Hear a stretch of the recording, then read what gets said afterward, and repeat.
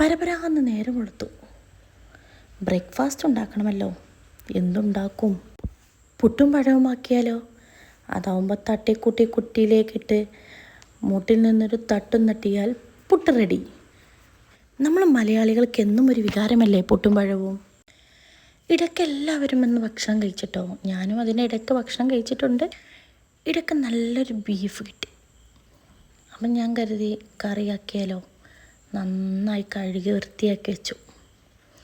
പിന്നെ അതിലേക്ക് ആവശ്യമായ ഉള്ളി, തക്കാളി, പച്ചമുളക് എല്ലാം നന്നായി കട്ടാക്കി എടുത്തിട്ടാ.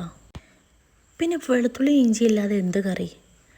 അതും നന്നായി ചതച്ചെടുത്ത്.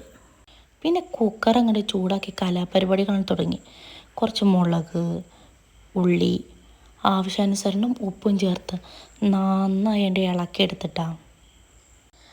പിന്നെ നാടൻ കറിവേപ്പില, ചതച്ച് വെച്ച ഇഞ്ചി, വെളുത്തുള്ളി, പെരുംജീരകം, ഉലുവ, കുരുമുളക് പൊടി, മുളക് പൊടി, മഞ്ഞൾപ്പൊടി, മല്ലിപ്പൊടി കിട്ടിയ എല്ലാ പൊടികളും ഇട്ട് തട്ടിക്കൂട്ടിന് വഴറ്റിയെടുക്കുക.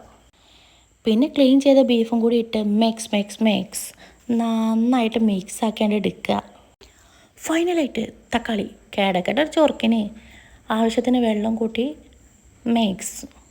ശേഷം കുക്കറിൻ്റെ അടച്ച് വെച്ച് 5 വിസിൽ വരുന്നവരെ വെയിറ്റ് ചെയ്യുക. അടുത്തെന്താ?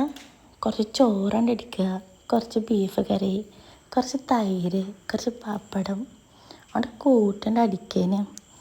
അപ്പോൾ ഞങ്ങൾ അടിച്ചിട്ട് വരാം. നാളെ കാണാം. Tata, bye bye, see U.